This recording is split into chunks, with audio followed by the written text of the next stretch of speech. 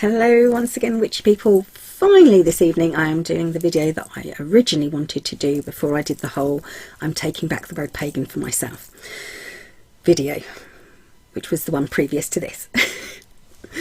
So today, this evening, as you can see, it's actually, you can't see that it's getting dark outside, but it's evening time. So I really would like to get some VRs on this, not for how necessarily how I would like to know how Wiccans describe themselves, how specific types of witches and people following a specific tradition describe themselves, as opposed to, you know, the differences between pagan, witch and Wiccan. It's these three.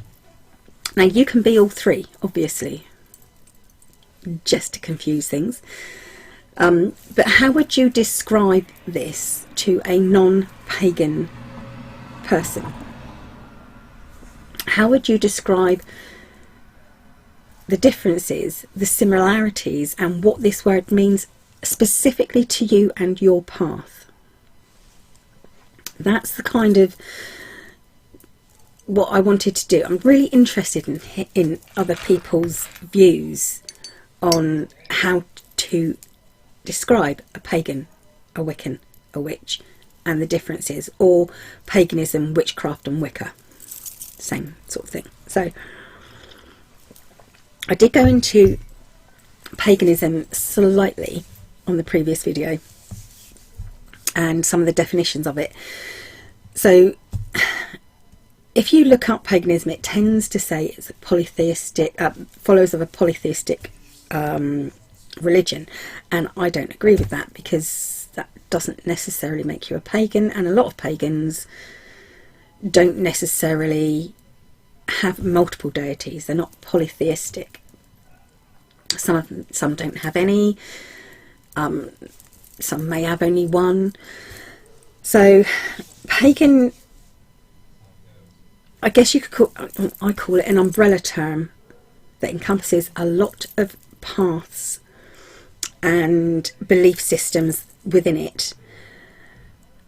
That can include Wiccans, witchcraft, druidry, voodoo, hoodoo. And I think, if you, like I say, if you go back to the word pagan in ancient Roman Latin come from paganus, which meant country dweller, civilian, someone who wasn't basically part of the church. And the Latin Christians took that further, sort of like took that upon themselves and used it to describe anyone who was not a believer in the one true God as they saw it.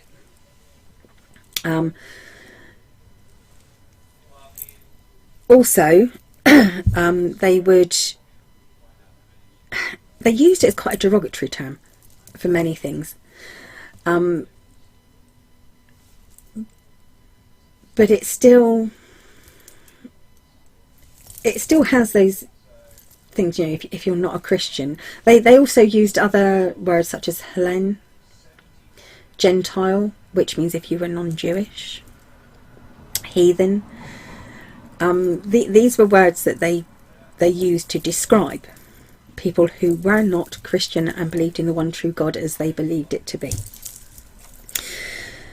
So you have an awful lot of pagans now that, although they do not know exactly how these rituals that ancient pagans would do, that they think they know enough and can sort of like guess enough to try and recreate those pre-Christian rituals using those pre-Christian deities, and try to keep those ancient beliefs still working and still alive. So Now, then you have the neo-pagans. Now, neo-pagans, a lot of pagans do not like the term neo-pagan. It has a few, I think, airy-fairy connotations to it, and that's why I think a lot of people don't really like it. So neo-pagan is someone who is inspired, I guess, by the pre-Christian gods. They're inspired by paganism and use the old beliefs, goddesses, gods, rituals even, and try to change them into what fits into a more modern world and how it would have been done now if, you know, it had never stopped being done. You know, sort of like a neo-pagan, a new pagan. But like I say, they do use the old ways. It's as more of a nod to them. They use it more of an inspiration rather than trying to be so entrenched in tradition and ritual of the ancient Celts, ancient Greeks, ancient Romans, ancient Egyptians. Although not all, some do believe in, although a pantheon, they do have a god and a goddess. The goddess is usually in a lot of pagan traditions, especially a lot of Wiccan traditions. The feminine is, I wouldn't say stronger or more important than the male, but she kind of holds sway. The sway of power is over towards the more feminine side. There is also the way that people visualise gods and goddesses. Now, as many people know, I don't have a specific pantheon. There are some gods and goddesses that I feel, and some figures that I feel very drawn to. And I do not visualise these necessarily as characters. They're more of an energy. So some people do visualise the god and the goddess and their different deities as figures, as proper characters, whereas some other people will almost, it's kind of a metaphor, and other people like I say, use this as an idea of a form of energy, of a way for them to connect with deity without actually having a deitical figure. So it's more like a focus. Like I say, not all paths follow a more matriarchal tradition, shall we say, where it's very feminine based, but some do. So paganism, it's a really difficult thing to describe. When I should imagine it's quite difficult to describe as a person who's not a pagan, but for a person who is a pagan, knowing how varied and how different everyone can be that describes themselves as a pagan, it's very hard to pinpoint what you think a pagan should be. So there we go, more notes. Wicca is a difficult one for me because like I say, I do not know a lot about Wicca, how it's practiced today. Need coffee. So Wicca is often, but not always, thought of as the religion of witchcraft. And it can be thought of as a religion that witches follow, but not all witches, obviously, just some. So Wicca was kind of, I'm not going to say invented, I'm going to say resurrected by Gerald Gardner sometime in the 1940s to 1950s. And he did base a lot of his beliefs on ancient cultures, ancient belief systems. He also added a little bit of Freemasonry in there, and it was because he believed that Freemasons had a connection to ancient rituals, ancient cults. And he liked the secrecy of it. He believed that it was certain things had to be kept secret, but not in a shameful way. It was more to do with power. So obviously you can think of Wicca as a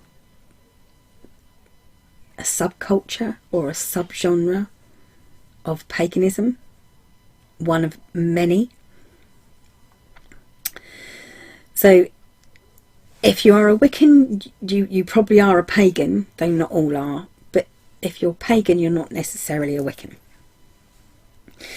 So like I said, Gerald Gardner was inspired by all these like pre-Christian belief systems, ancient belief systems, and although he is basically called the creator or the resurrector of Wicca, he never used the term Wicca. That was something that was appropriated to him later on. If you follow what Gerald Gardner believed, quite often you'll be called a Gardnerian Wiccan. That is your tradition, and it's not the only Wiccan tradition. There are many. Wiccans in general, once again, believe in a god and a goddess. They follow the wheel of the year, and some, most but not all, do practice witchcraft. So if you know, you can say that most Wiccans are probably witches, but not all witches are Wiccans. Okay. A lot of Wiccans follow what's called the Wiccan Rede, but not all of them do. The Wiccan Rede states, and please correct me if I'm wrong on this, if it harms none, do as thou will, something like that. So if you're not harming anything, do as you will.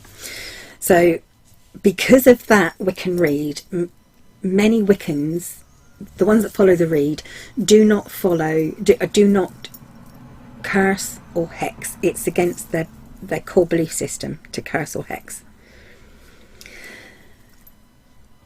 Wicca is like I said, you follow the wheel of the year, so it's very much a nature-based system of beliefs and a very spiritual path.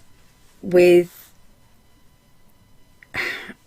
it reveres nature. It has a very high regard and reveres nature, and they often personify the earth or nature as a figure, whether that be Gaia, Mother Earth, and also the pregnant goddess. You know, the goddess, it can be, like I said, a representation of nature or of the earth herself, the actual planet Earth. So as I said, they have the wheel of the year, and they honour each Sabbath and Esbat, which the Sabbats are 8 festivals and holidays, a lot of witches do follow and celebrate Esbats, not just Wiccans. And that the main festivals are based on solstices, equinoxes, and points in between, obviously full moons, Esbats. And that they use Sabbats to kind of honour the wheel of the year and to recognise the changing of the seasons. And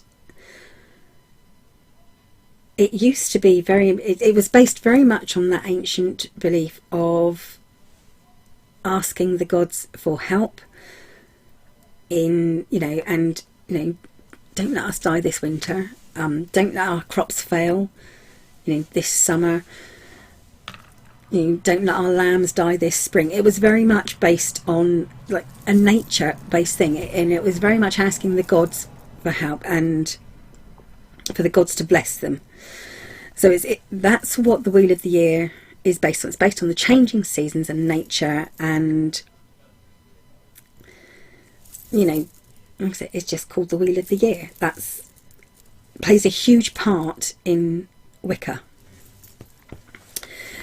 But as I said, that's not just a Wiccan belief. Most pagans follow the wheel of the year in some way or another, and celebrate these Sabbats, although they may call them very different things.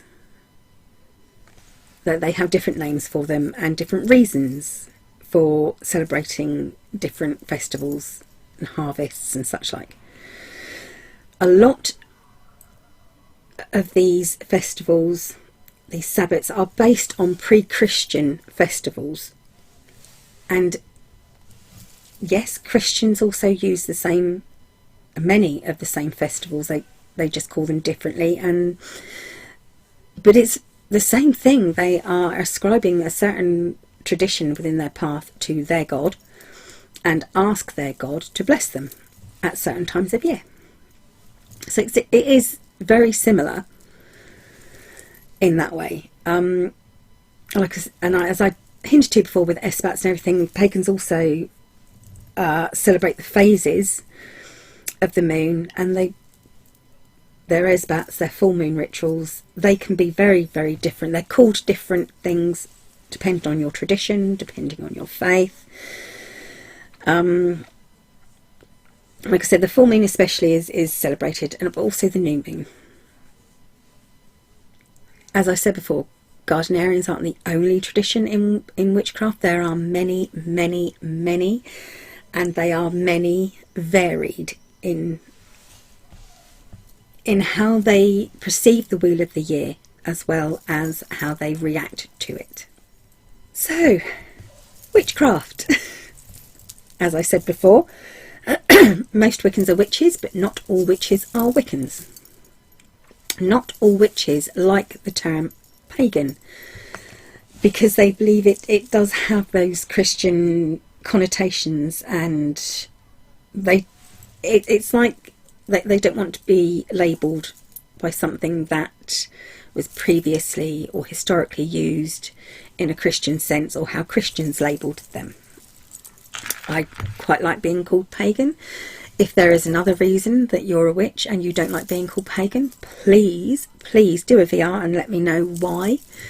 I find that incredibly interesting. So, witches basically are people who perform witchcraft. Now, if you're a male and you perform witchcraft, you may call yourself a witch. I do get fed up with people assuming that if you're a male witch, you're called a warlock, and that is actually, for a lot of people, a very derogatory term. It can be, I think it meant oathbreaker, and it's not considered a nice term, though some people they see the term as something different. They like being called a warlock. They feel it's a very powerful thing. Some people like to be called a wizard. Most male witches are called witches. So the performance of witchcraft is basically the manipulation of energy in order to bring about change. That is witchcraft.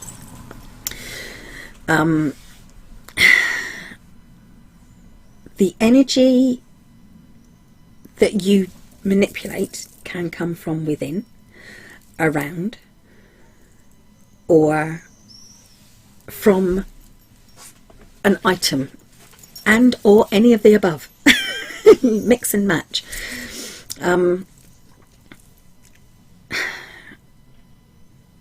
You tend to ascribe power to things by how they feel, rather than what's considered within a tradition to be normal, like a Wiccan tradition. You can also, the energy can also come from the divine, deities, fae folk, and there are so many different witchcraft traditions. I couldn't even begin. That there's, oh crikey, sea witches, green witches, eclectic witches, hedge witches, air witches, draconian witches, fairy witches. The list is endless, and hundreds more I expect. So I guess witchcraft, the clue is in the name. Witchcraft. It's the craft that the witch does. It's something that you do. So witchcraft is something that a witch does. Witchcraft is the do, witch is the who. So whereas, like I said before, you can use correspondences to enhance this power. So items, things, using certain stones, certain herbs, certain colours to help the energy manifest and become stronger, and to help mould the energy. And as I said, some witches will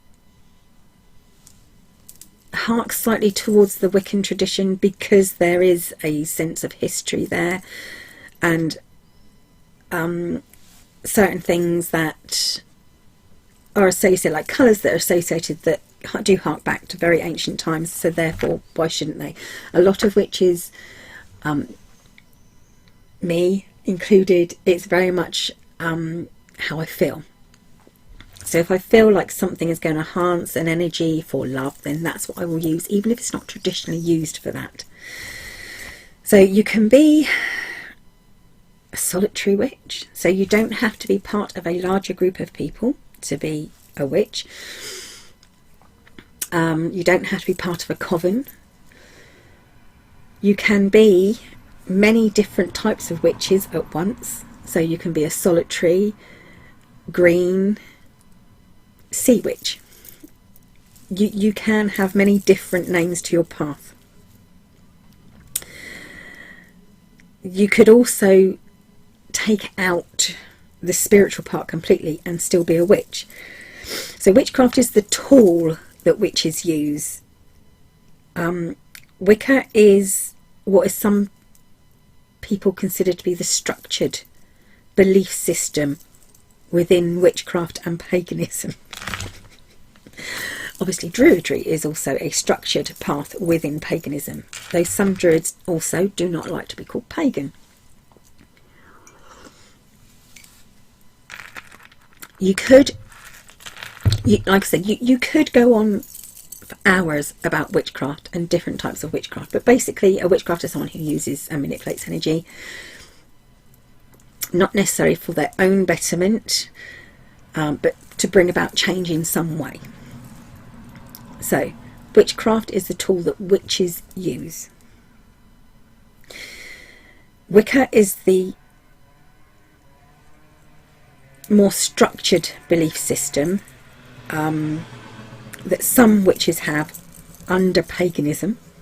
And paganism is the umbrella term that encompasses and includes them all in general, but not necessarily all. So you say someone who practices witchcraft might call themselves a witch. They probably are a witch. Or else why would you call it witchcraft? So there is an awful lot of, you have to be born a witch. Well, that is true and not true. You don't have to be born into a family that practices witchcraft and to be born a witch. You can just be born who you are. You are who you are. And you don't, although some belief systems believe that you have to be initiated into a tradition or a coven to be a witch, many people don't believe that, and many people don't follow with that creed. And you don't have, like I say, you don't have to be part of that larger group to be part of a, you don't have to be a part of that larger group, part of a coven, to be classed as a witch. So that's my differences and my explanations of pagan, Wicca, and witch and witchcraft. Really, really hard to get your head around it when it's something that you don't think about very often. Like I said, other people's paths fascinate me completely. And I think that's the same for a lot of us. And I hold a great deal of respect for someone, for instance, who can hold down and work with the path of Druidry or Wicca, because I think you have to be a very strong and dedicated person to do that. I'm not saying that people that don't follow Wicca aren't strong and dedicated, but you do have to have a certain sense of being able to have a structured learning and accept that structured learning also. Witchcraft is for me is much more freer. Like I said, different paths do fascinate me, but because they are, even within each path, people can be, and witches can be very varied, it's very difficult to pin down what your path is and how you would describe it, compared to just being a pagan, just being a Wiccan, just being a witch, and how you compare each of those different things and how they interact and mesh together. So there you go, that's it, a very rambling video. It's probably gone on too long, but thank you for watching anyway. Like I said, I would love some VRs on this, on how you would encompass these three things and still within it understand the differences. It's difficult. It's probably easy for some people, but my brain is always a jumble of thoughts. It's never quite clear, and I don't have a very focused brain. Things jump all over, even with notes. My notes are on all different pages. It's hilariously funny. When you see the little cuts in the video, it's me doing this and looking at my notes. So where did that bit go? I'm sure I wrote it down somewhere. So there you go, that's it. Please do a VR to this. Please do a video on witchcraft, paganism and Wicca in your own words. I'd love to know how difficult it is for you compared to how difficult it was for me. It was really hard for me. So there you go, that's all for now. Thank you for watching, witchy people. I'll be back soon. Bye for now.